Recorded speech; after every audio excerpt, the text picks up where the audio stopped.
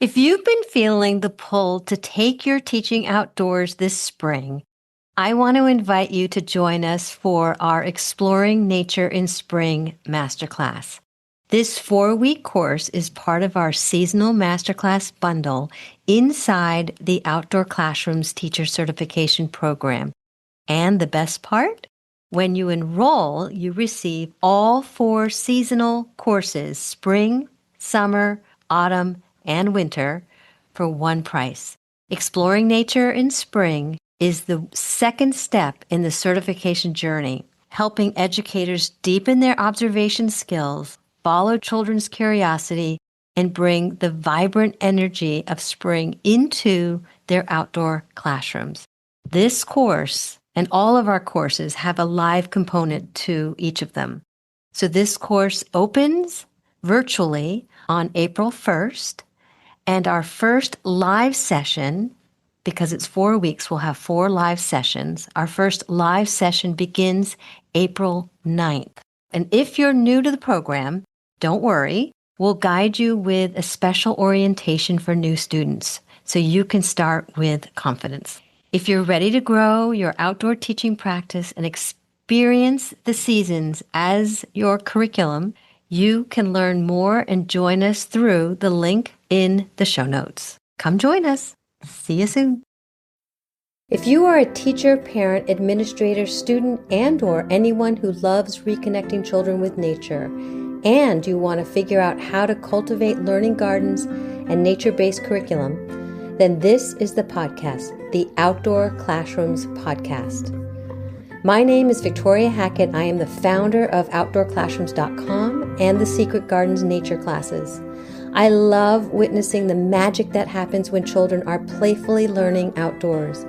Observing the return of wonder and curiosity when children are interacting with nature is pure magic.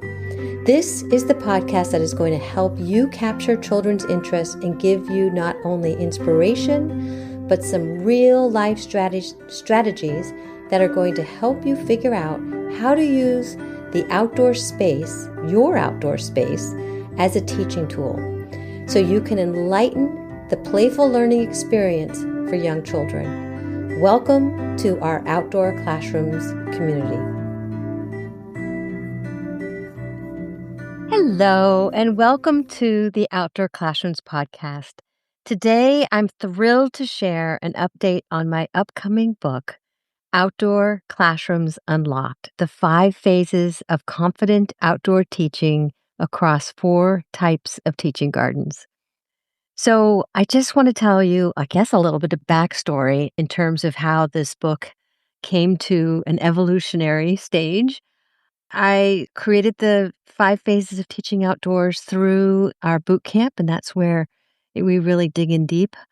But the 5 phases of teaching outdoors actually came to be through COVID, when I was working with several schools and teachers and whatnot. And during that time, I realized that not all teachers are excited to go teach outdoors, much to my amazement that not all people think the way I think or us nature-based educators think. So I really took a step back and I became a researcher and really started to observe everywhere I went, every workshop that I went to. I really took a step back and listened to what teachers were saying, where they were at. I was really a collector of stories, so to speak. And that is where I realized and started to see patterns of these, what I call now the 5 phases of teaching outdoors. And that within itself has led me to create the Outdoor Teaching Bootcamp, because I thought, oh, well, we could really take teachers through these phases, really assess where they're at in each of these phases. And then everybody said, you need to write a book. So here I am. I'm writing my book. So I'm writing it on this foundational work that I've put together, and then I'm mixing it with the 4 types of teaching gardens. So without further ado, in this episode, we'll be exploring the 5 phases of outdoor teaching and walking through the 4 types of teaching gardens. And I will be sharing stories, looking and reflecting and gaining some tips for inspiring your children to be outdoors. Becoming an author and going on this teaching journey has been absolutely incredible, and I'm so fortunate to been able to have the time to actually write. I also was lucky enough to really embrace I took on this challenge. I think it was a month-long challenge that I took on that I was going to write every single morning for at least, I think it was 20 minutes. You would set your timer for 20 minutes. You would not have breakfast. You would not do anything. You would wake up, maybe make a cup of tea, put your writing music on, and just write for 20 minutes. And so each of those days I would get writing prompts, and that was like what I talk about in our circle membership, the first domino for me. It enabled me to build momentum, and I had all the mechanics of it because I knew I knew what I was writing about, but I needed to put it all together in such a way that felt like a journey, that it wasn't just this sort of black and white, here it is. And so that process took me once I got that first domino, it was really exciting to start getting into that flow state of writing. And eventually it's funny to think back on those those first writings were terrible. They were absolutely terrible. So I would actually send them to my editor, and she would sort of send them back to me going, "Well, try it this way. Try more of this and try more of that." So I look back on what I had actually sent her, and it was just absolutely horrible.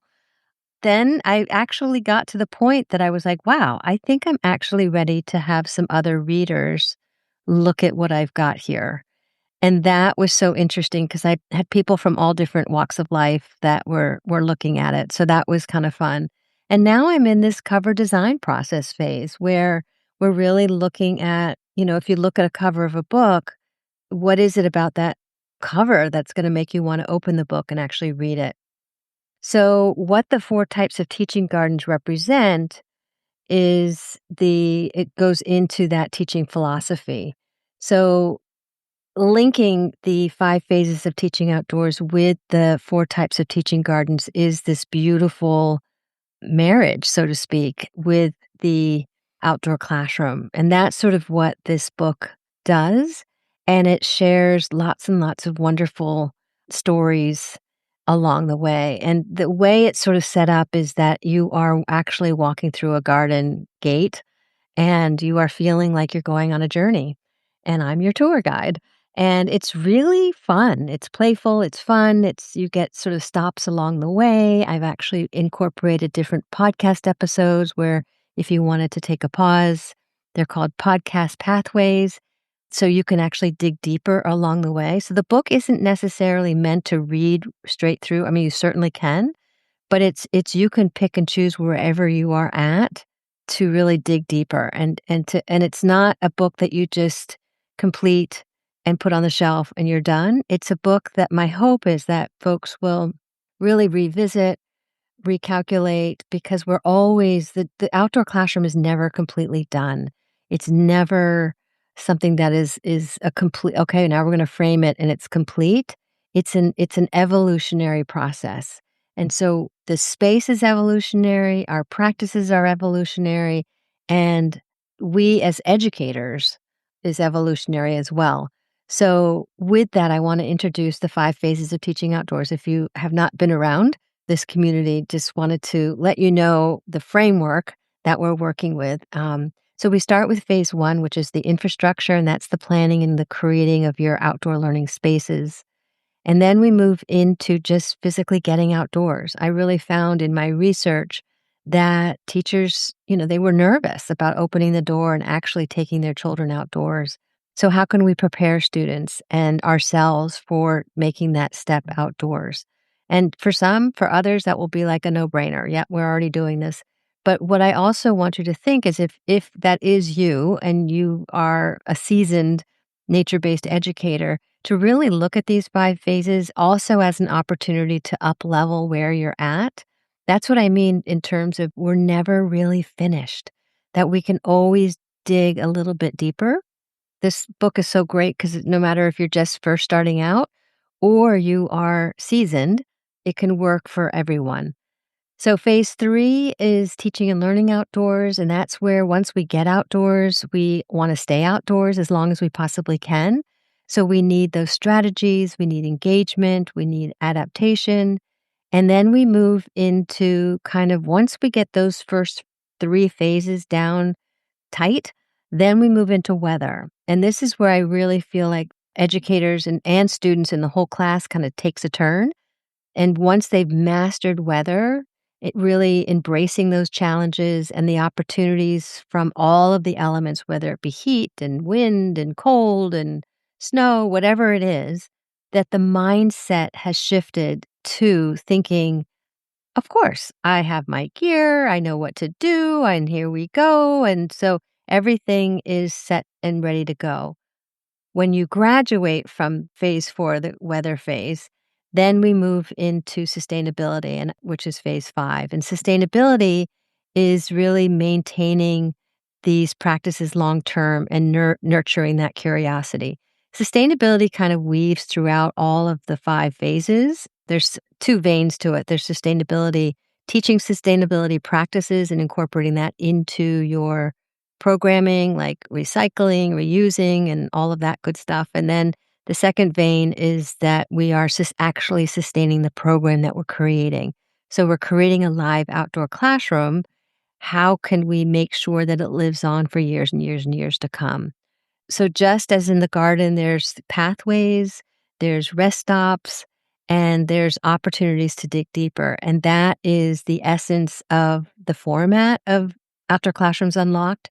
And I'm just so excited about it. So I wanted to, again, share this update with you and kind of take you now on a little walk through the four types of teaching gardens and thinking about what can happen in these various gardens.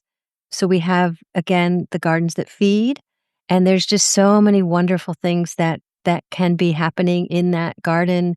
And that's where we can bring in these different phases as well. Children are growing food. Children are learning to learn where food actually comes from. Then we have the gardens as outdoor learning stations. And those are kind of different play stations. It could be a mud kitchen, a water wall, a fishing bridge, a makerspace garden, all those types of gardens that you're not necessarily growing something, but there's so much learning that's happening in those spaces. And then we can also, on top of that, create invitations for learning. Then we have the gardens that attract wildlife. And in these gardens, oh my goodness, there's just so much that we can do with that. And they don't have to all be in one space, they can be spread out. So you might want a garden that attracts wildlife around your gardens that feed because there's some cohabitating in terms of plants and things like that that sort of help each other. But really creating gardens where we are attracting butterflies and birds and all of those wonderful wildlife animals that we want to come to our spaces.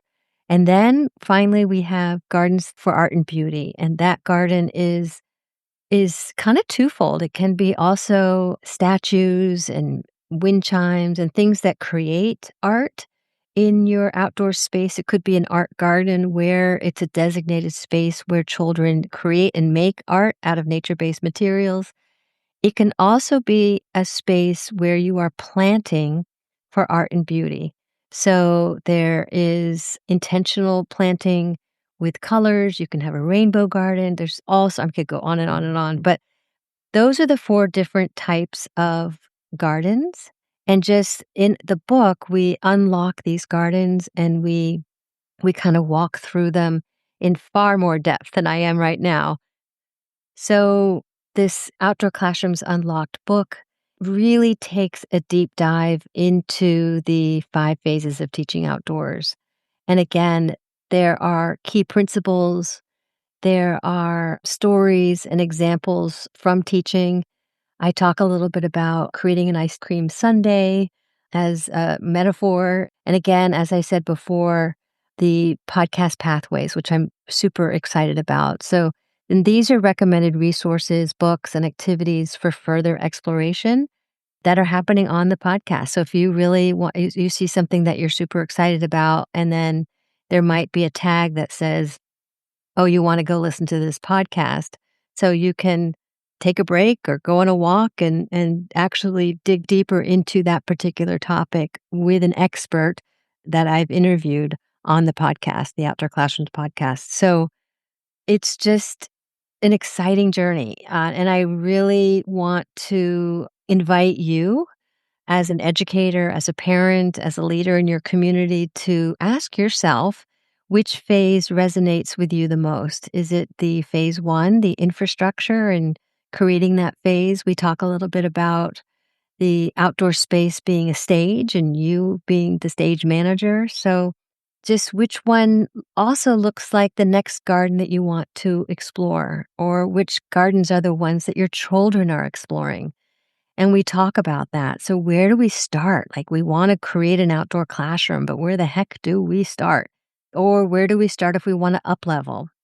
So, again, doesn't matter where you are in your journey. I'm speaking to all of you in terms of you could be just starting out, you could be kind of in the middle, or you could be have been done this for years and years and years. There's always something to learn, and there's always something to learn from each other. And I think that this book is a wonderful opportunity to go on a journey together and find some additional seeds of inspiration that will kind of trigger and catapult you into that next chapter, your next chapter.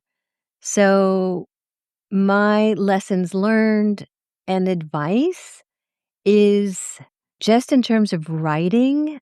I think for me, it was waking up a little bit earlier than usual and creating a new habit. And there's all this research on habits and the importance of if you want to change something or create something. It's for me, that's what it was. It was actually waking up and not going into overwhelm and saying, okay, I'm going to spend all morning here or whatever. It was spending, I think it was like just 20 minutes, 25 minutes. And what would happen is every single time is once you got into that flow state, the 20 minutes would go into another 20 minutes.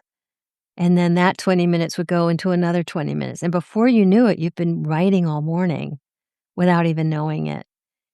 And then what I also learned was your mind is so incredibly powerful that if I scrolled on the internet or if I did anything before my writing time, my mind was not crisp. I had already lost that momentum literally for that day because too many things were interrupting. So, something about when you wake up first thing in the morning, what would happen is once you start that momentum, you kind of get excited. You sort of get, oh, well, this is actually really happening. And then the momentum would start, and then the stories would start rolling. And it was never great the first time. And once I just kept revamping it and moving things around and actually shared it with my editor, and she's made a few suggestions, it was a little bit like putting a puzzle together. And once I could rinse out the stories that I didn't necessarily want, it sort of was like, I can't even really describe it. It was like, I don't know, putting salad in the strainer and rinsing it out and getting all the yuck out and then having that beautiful fresh salad. And those were the words that I wanted to capture. So I'm very excited about what she has to say, and I can't even believe that I'm in the stage of really looking at what's that front cover going to look like. How can we bring this project to life and to a being? It's a little bit like a birth, but I cannot say enough about creating a ritual and a habit. And I think that can be applied to anything that you do, is if you put your mind to it and if it's something that you really want to do. I had to sort of put my workout, that's sort of the time that I was working out, but I had to put that aside I did it like for a month and then I went on to the second month, but it worked. It was amazing. So just in terms of just quick tips to think about for you as an educator or a parent just starting out or growing your outdoor classroom, is to really think about, okay, where am I? And what phase of teaching outdoors am I in?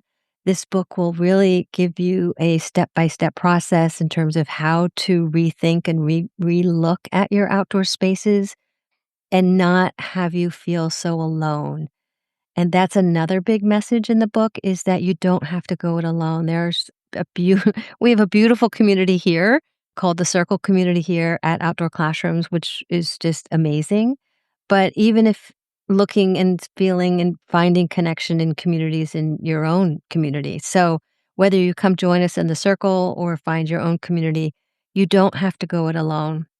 And to find other like-minded educators who share this passion or this curiosity and being able to say that out loud to a group of people that you may have just been thinking it in your mind is probably the biggest and best first step.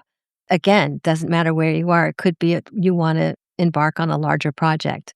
So what I want to emphasize is that curiosity and patience and play are the core principles of unlocking our outdoor classrooms. So I want to thank the listeners, the podcast listeners, and all the supporters that have supported this podcast for so long now. It's been incredible. More and more people are listening, which is fantastic. But I would love for you to follow the Outdoor Classrooms Unlocked. That's my working title for now, but you can follow that at www.outdoor-classrooms.com, and you will find out more about that. And just excited for your outdoor classroom and waiting for it to bloom and enjoying every step outside as it grows. Enjoy the rest of your day, and we'll talk soon. Bye. Thank you for tuning in to today's episode. If you're ready to take the next step and dive deeper into our community, here's how you can get involved. First, you can join our 1-hour workshops. These happen every month with fresh and exciting new topics each time. It's a great way to get a taste for what we offer. If you enjoy the workshops, you can become part of our Circle membership community, and this will give you access to not only all the new workshops that happen every month, but it will also give you access to our entire workshop library, which is growing. It will also give you access to our monthly roundtable discussions. And also, as a member, you receive exclusive discounts on all our programs. It's wonderful, wonderful family. The final step, if you would like to dig deeper into our community, is to join our Outdoor Classrooms Teacher Certification Program. This program is for those educators who are eager to dig even deeper into our programming, and it's the perfect next step. If you want to learn more about each of these programs, or you're not sure where you need to start, or any questions that you might have, schedule a one-on-one discovery call with me, Victoria Hackett. I will put all of that information in the show notes. You can also go to our website at www.outdoor-classrooms.com to learn more information. We can't wait to welcome you into our community. Until next time,